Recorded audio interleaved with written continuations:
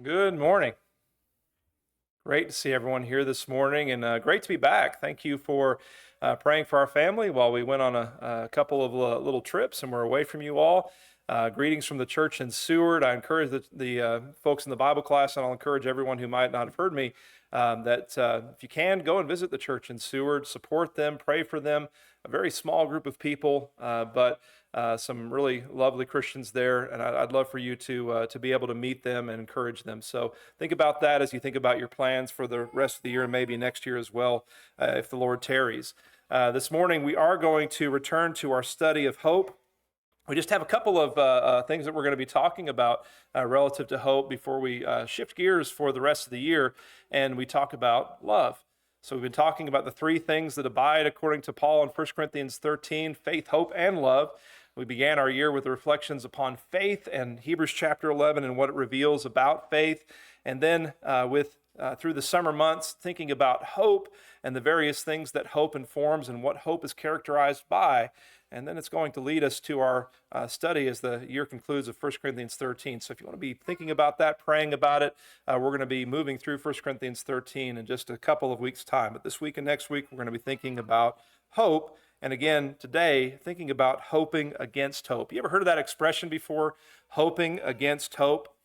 You know, hoping against hope is something that we actually, say from time to time. It's a pretty common idiom. I'm hoping against hope that something is going to happen. Typically what we mean is that we have a desire, but we don't have any reason to expect that it's going to happen.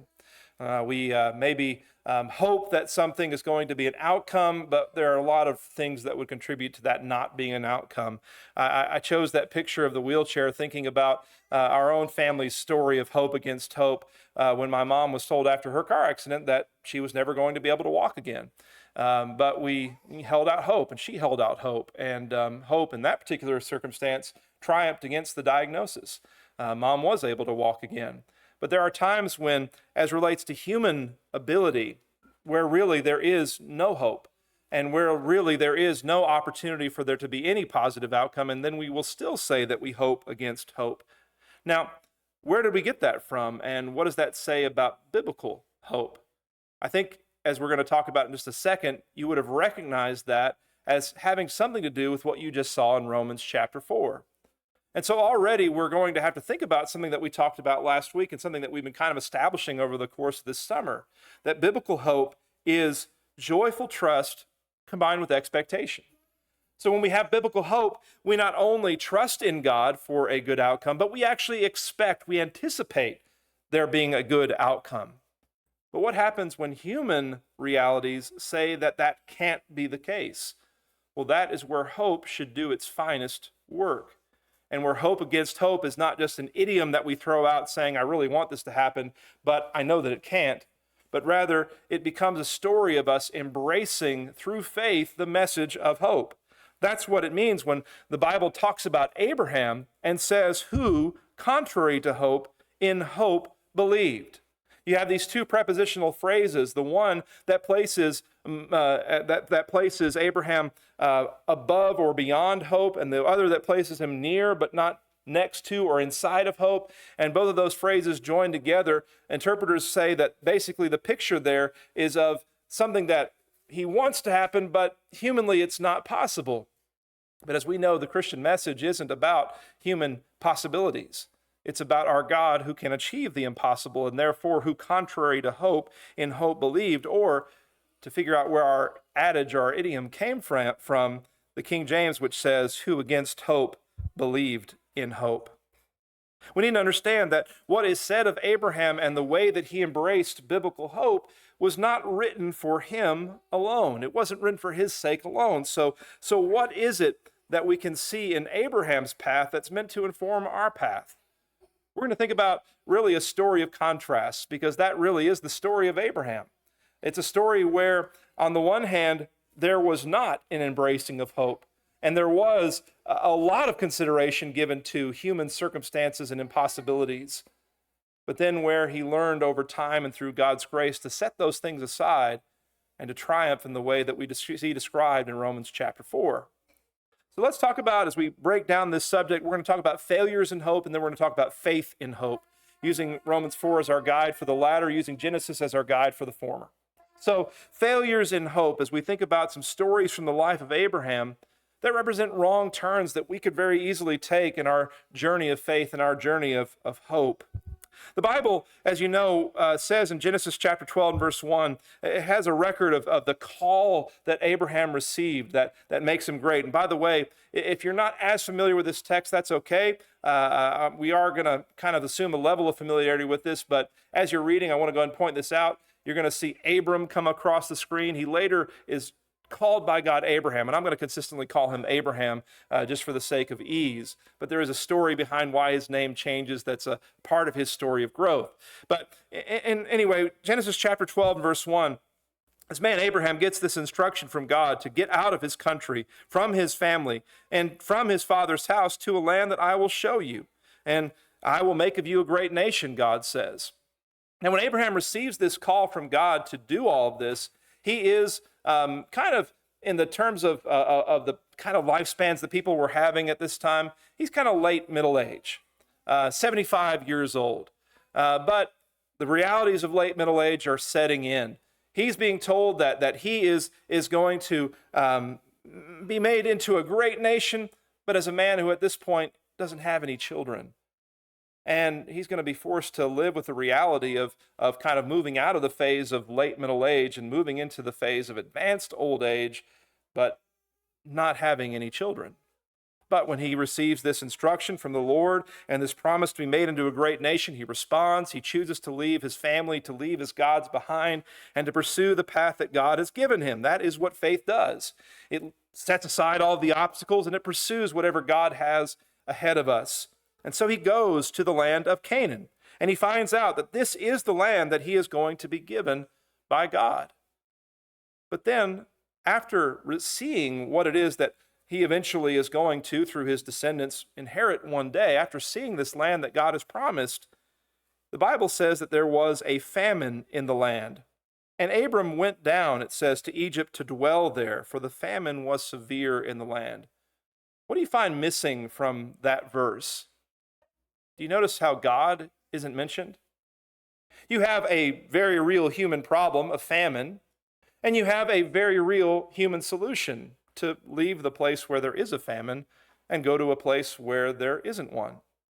But the fact is that God had told him to go to Canaan, and that God didn't say anything about going to Egypt.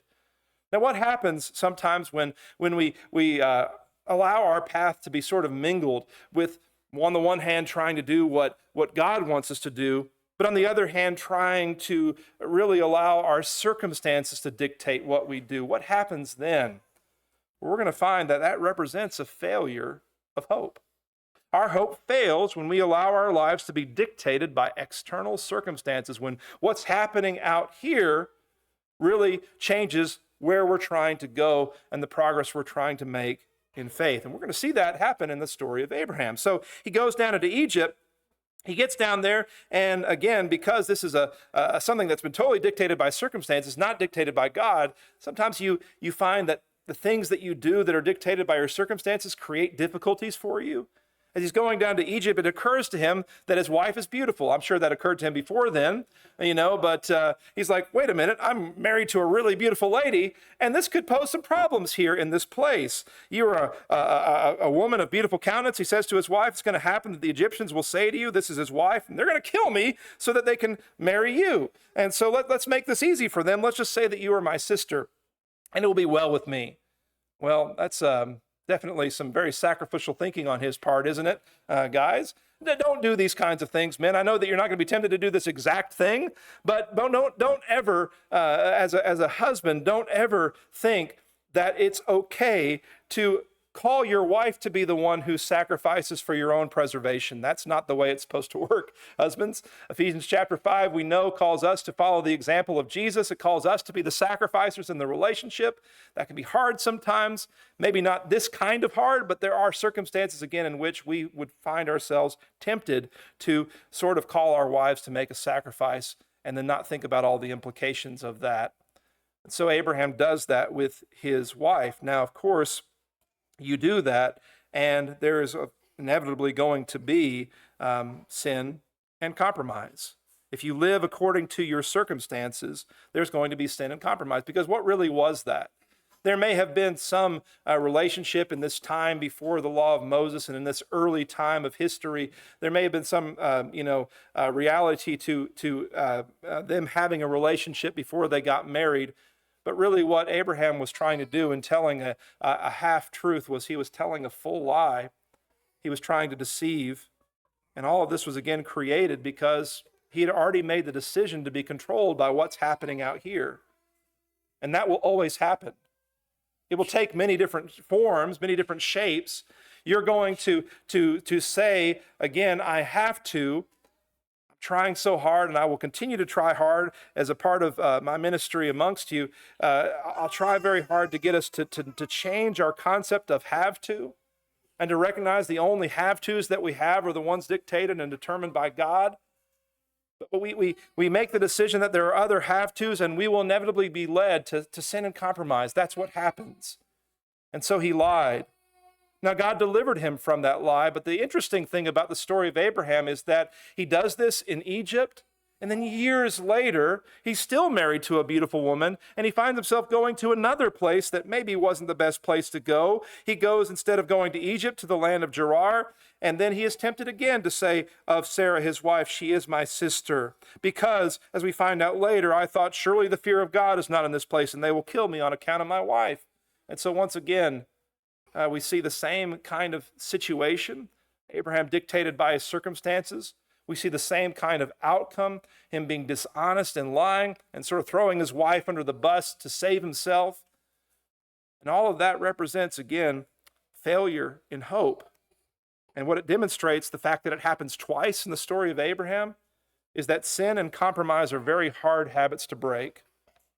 Once you make a decision to be controlled by anything other than by God and His Word, once you make that decision, it's going to be a whole lot easier to make it the next time. It's going to be a whole lot harder to go back and to admit that you were wrong in having made it the first time. And then there are going to be circumstances that are created because you made that compromise, because you showed that weakness in your hope. And so again, we cannot allow our external circumstances to dictate what we do. That's a failure of hope. As we move forward in the story of Abraham, again, we reflected upon what happened there in Genesis chapter 12, but let's move to Genesis chapter 16, where now we've moved in the story of Abraham forward several years, and we see this rather confusing things to us happening, playing out in the family of Abraham. It says that Sarah, Abraham's wife, had borne him no children. And so she has this Egyptian maidservant whose name is Hagar, and Sarah said to Abram, see now, the Lord has restrained me from bearing children. Please go into my maid. Perhaps I shall obtain children by her. Abraham heeded the voice of Sarah. Now you're like reading this from a 21st century perspective going, what in the world? like what woman is going to do this and where did this come from? It's so different than our seated perspective. But I want you to understand that this is not something that happens just out of the blue in the world of Abraham.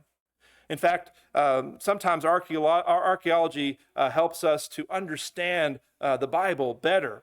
There was, in this place called Nuzi, I guess this would be in modern Iraq, and again, not exactly where Abraham was from or where Ur of the Chaldees was supposed to be, or Ur of the Chaldees was supposed to be, but not too far from it. There's this place called Nuzi where they found all of these tablets that were these legal documents of the time. And these legal documents date back to roughly the time of Abraham and do proceed after him. But they do shed light on what kinds of things people said, did, and thought back then. One of the things that they found amongst these tablets discovered in Nuzi were these prenuptial agreements. And it's not the kind of agreements that we have where, I get all my stuff if we get divorced, that kind of thing, but rather what would happen in certain circumstances that were important to them. And one of those circumstances that was incredibly important to them in those days was, what happens if I get married and we don't have any kids? And so there are actually documents that were discovered here where, as a part of the marital contract, it was determined that if wife number one isn't able to have children, then there can be a provision to bring in what they would call a concubine or an inferior wife. What can be bring that into the relationship, but that has to be determined by the wife. And so when Sarah raises this solution she is doing something that's very common in the customs and the culture that she came from. Now, though it might be understandable, what does it represent? Because while that was the culture and custom perhaps in Ur of the Chaldees and this town called Nuzi and other places in that part of the world, what was God's culture and custom as related to the decision of marriage? I don't believe that he made any provision for when children don't come into the union like that, right? In fact, when he formed them at the beginning, he formed them man and woman, and he made the two one flesh. Jesus calls, when people think about marriage in his day, he calls people not to think about all of the history where people got that wrong. Instead, he calls them to go back to the beginning where God made it right. And he says that it's supposed to be one man and one woman for one lifetime together. But what happens when our hope fails? When our hope fails, we will seek human solutions that really run contrary to divine commands. And at times, we will feel justified in doing that. It will feel normal to us. Again, submit to you that what Sarah's doing there feels normal to her and feels normal to Abraham because it was what their culture did. But it shouldn't have been normal to them because it wasn't what God wanted. And there are so many difficulties that arise because they made that decision in their lives, both in the historical text and then also in the outcomes that follow. If you want to trace the seeds of conflict in the Middle East, they go all the way back to Isaac and Ishmael. Ishmael being the son that was born to Abraham and Hagar. But going forward in the text, one more chapter, we find this third failure of hope in Abraham's story. In Genesis chapter 17, Abraham is approached by God once again. Now we've moved forward yet again in the story of Abraham. It's been 25 years since God called him, 25 years since he told him that he was going to be made into a great nation. And at this point, it's really getting kind of ridiculous.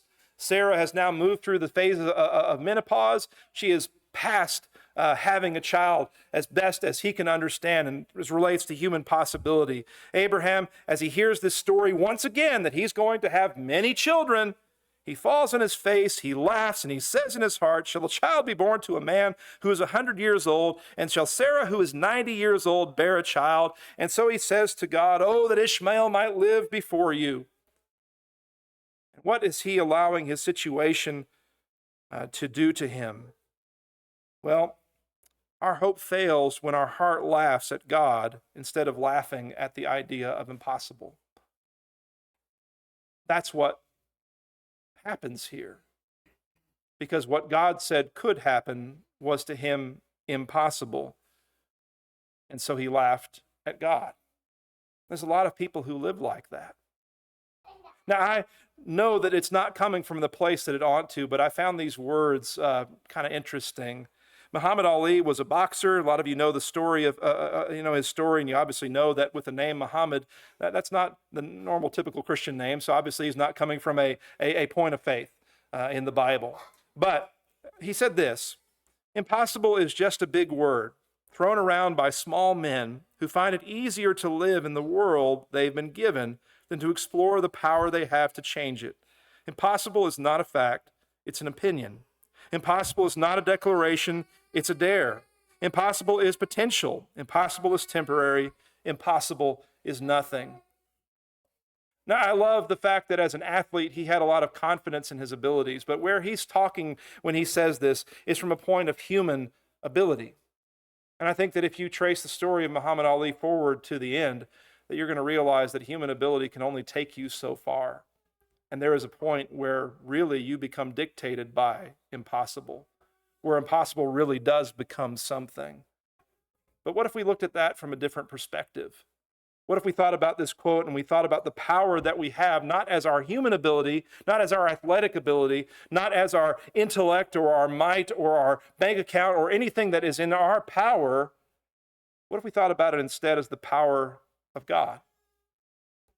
Well, then really all of those things would definitely be true. Then impossible really would be nothing, because nothing is impossible with our God. And so it is that when hope reigns in our hearts, impossible will be a word that doesn't have any relevance to us and doesn't promote any kind of fear or laughter on our part, because we know that our God is greater than it. So those are the failures in hope. What about faith and hope? I want us to go to Romans chapter 4, and let's walk through the text and see what it teaches us about what hope looks like when we have faith. So, to set the stage for what we're seeing here in Romans chapter 4, really, in Romans chapters 1 through 8, you have one big story being told. And the story that's being told is the story of the fact that salvation comes by God's gospel. You can think about it as sort of a, when you're writing an essay, I know Jacob likes me to say things like this. When you're writing an essay, you got to have a thesis statement, right? Romans has a thesis statement. Romans has a point that Paul is trying to prove. And so Romans chapter 1 and verse 16, the point that Paul is trying to prove is that God's gospel is his power to salvation and his exclusive power to salvation. It is the power of God to salvation, as Paul says in that text. And so he spends 8 chapters establishing that that is the case. Now, if the gospel is God's power to salvation, part of stating that in the affirmative is also denying that anything else would be a power to salvation. And to kind of prove that point, he takes the next best thing that someone might sort of lay some kind of credit on, which would be the law of Moses. And that's what people were doing in Paul's day. They were kind of thinking that maybe if I'm a Jewish person, or I'm connected with Jewish culture and connected with Abraham and connected with all of the rites and customs and culture of Judaism, maybe that makes me more holy. Maybe that will yield spiritual success. And so in Romans chapter 4, he has to kind of outline something about Abraham, that as much as the first century Christians were valuing Jewish culture and valuing that specific ritual of circumcision, that Abraham believed and was counted righteous, certainly before the law of Moses, but then also before he and his family were circumcised. All of that happened before circumcision became a thing that God taught and highlighted as a part of what he expected under that old law. And so there's a lot of discussion relative to that in Romans chapter 4. I don't think we need to know all of that, but it helps to know a little bit of it to understand what we're about to encounter in our reading for this morning. So in Romans chapter 4 and verse 13, as we begin to think about the text, God's rich inheritance only comes by faith, because though the gospel is God's power to salvation, the righteousness of God is revealed in it from faith to faith. God's gospel produces a system of faith, a reality of living by faith that is from the beginning to the end, a story of faith, and therefore not a story of anything else. Not a story of human achievement, not a story of perfectly keeping the old law, not a story of Jewish culture or customs, not a story of being related to Abraham, but instead through faith. And so in Romans 4 and verse 13, the promise that he would be the heir of the world was not to Abraham or to his seed through the law of Moses, it hadn't even been given yet, but through the righteousness which is of faith. God's rich inheritance only comes by faith. And it cannot come by anything else. If it can't come by the law of Moses, which represents the best second option, then it certainly can't come by anything inferior because of human faults and failures. In verse 14, for if those who are of the law are heirs, then faith is made void and the promise of no effect. There was no point in Jesus coming and him dying upon the cross. There was no point in giving the gospel if people could be perfect under the old law. But he spends several statements, makes several statements to the effect in Romans chapters 1 through 8, several statements to the effect of the fact that the law of Moses left people incomplete and that they needed Jesus. And why did they need Jesus? Because, as he says in verse 15, the law brings about wrath. Why? Well, because when the law came, sin came. When the law was given, there was transgression, to take the statement of verse 15 and make it positive. When people got God's law, when they heard what was expected of them, they kept it to some degree, but then at one point or another, on one occasion or another, they decided to do something different. And I think that if you were honest with yourself, as I try to be honest with myself, it wouldn't have mattered if I were the first person on earth. As I know my own experience, there has been some time in my life, and in fact, many, many times in my life, where I've known exactly what God wanted me to do and where I've chosen to do something different. We all have that story. It's common to every person. And in that failure, there was no solution given by the law. Oh, the law could point you to animal sacrifices. The law could call you to faithful worship and faithful obedience and any number of things, but all of those things hinged upon Jesus and him coming. And so, human faults and failures mean that there's no other way than God's way in Christ.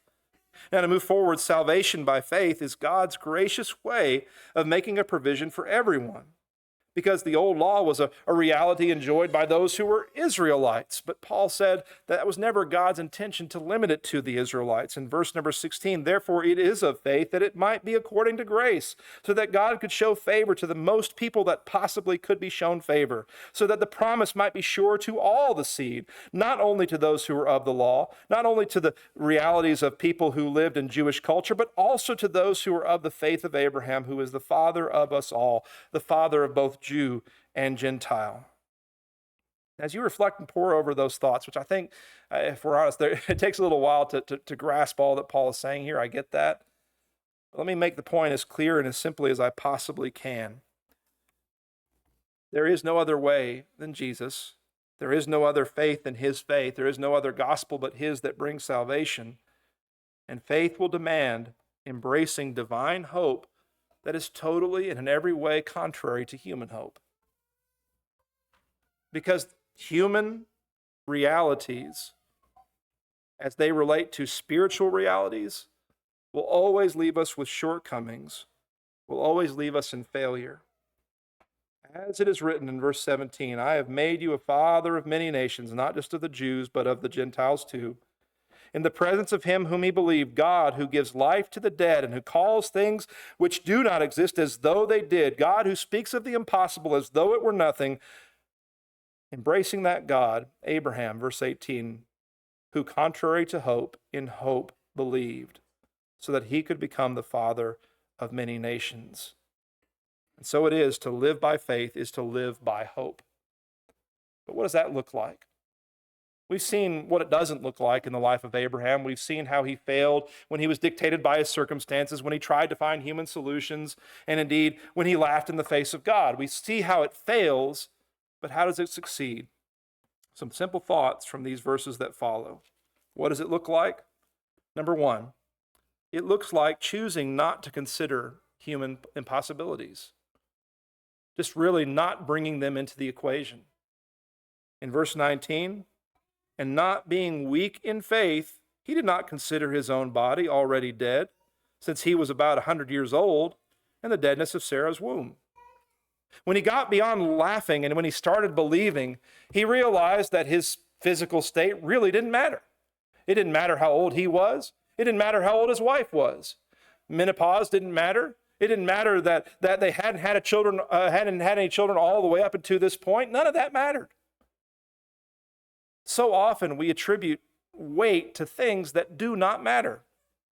We attribute weight to what's happening in our bank account. We attribute weight to what's happening in our health. We attribute weight to what's happening in our boss's estimation of us, or in the situation that we might find ourselves with relationally with others. We attribute a lot of weight where there really isn't any. You know, the word honor is tied in the Hebrew language to the word of weight. What we honor, what we prioritize, is really what we see there being weight in. And I can tell you that there's only one honorable thing, one only truly honorable thing in your life, and that's God. He has all the weight. And so let him be the one who dictates what you do and what you give honor to, what you see as being real and valid as being impossible. I love how so often Satan throws things out at us. I was watching a video just the other day of somebody talking about how there's a scientific debate over the formation of the moon and where it came from. And he said that it's incredible how there's so much scientific debate over where the moon came from and so little over where the universe came from. And he said 99.9% of scientists agree that the universe began through the Big Bang. And I heard that, and I realized that 99.9% of statistics are made up on the spot. But it really wouldn't matter if 100% of scientists agreed that the universe came about by a Big Bang, would it? If the Bible says something different than what all of those voices out there are saying, then I'm sorry, they don't have enough weight. They're wrong.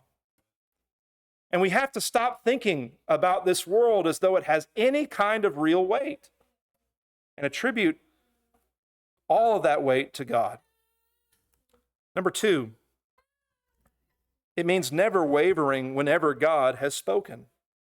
In verse 20, he did not waver at the promise of God through unbelief. Now, as you think about the promise of God, you might think that relates, obviously it does in the text, to a specific promise. It does. It relates to the promise of him becoming the father of many nations. That's a promise, right?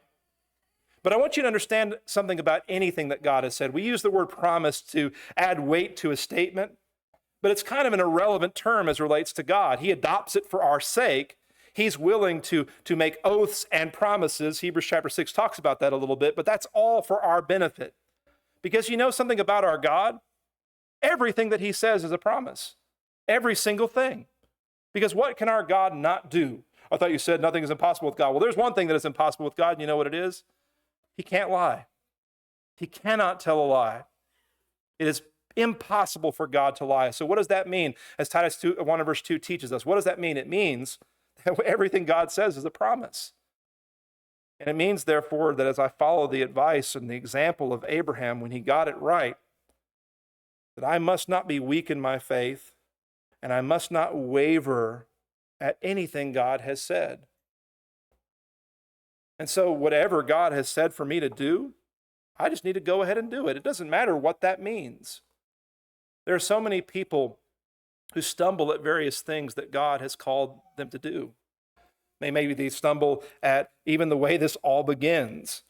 You know, if I get baptized as the Bible commands, then what does that say about my grandfather who wasn't, or this family member who didn't? What does this say about all these religions who say that this isn't important, or you can fill in the blank there. It really doesn't matter what it says about those things. Because the determination that I need to have is that what God has said here is true, and I need to embrace that and let the other things fall into place. And I promise you they will. We want to know a lot of things. But the longer that you walk in faith, the more that hope will come to life in you. And the more that you'll realize that really a lot of things that you really want to know and that you think really matter just don't. You just don't worry about them. There was a time in my life when I really craved Christian apologetics, when I really, really wanted to be able to give a defense to all those smug scientists who had all these things to say against my God and his word. But there comes a point when at some point you're like, well, it really doesn't matter if I have the argument here or if I don't. I know what's real. I know what's true. And so never waver when God has spoken. Then number 3, we need to glorify God by seeing him as being above the difficulty or the problem. And so in the latter part of verse 20, he was strengthened in faith, giving glory to God, and being fully convinced that what he had promised, he was also able to perform. Fully convinced, Abraham pressed forward. And what happened? Though he was past the age, perhaps, in his mind, and though Sarah certainly was past the age in her mind, the two of them came together and they had a child. And his name was Isaac. It's ironic that he gets named Isaac, by the way. I don't know if you knew this, but Isaac means laughter. So they laughed at God at some point, and then God had the last laugh, so to speak.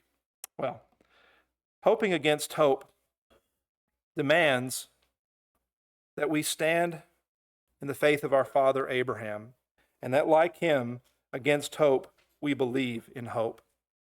What seems to be impossible to you today? Let me ask that question. What seems to be something that really is unget-overable, an obstacle? Maybe it's a struggle that you're having with a family member. Maybe it's a financial problem. What really seems to be truly impossible to you today? I want you to remember again that impossible is nothing when the power of God is working in our lives. It might be that impossibility was created by your failure. God has a way for you to be redeemed. It might be that impossibility appears because of what you have determined based upon external circumstances or what you trust instead of God, but realize he has all the weight, and realize that hope, again, to go back to where we began, is joyful trust and expectation. And if we follow the example of Abraham, then we know that like he received his promise from God, we will receive ours. If we can help you at all today to obey the glorious gospel of Jesus, which brings salvation, if we can help you to get closer to God today, then let us do that. and help us know how we can help while we stand and sing this song of invitation.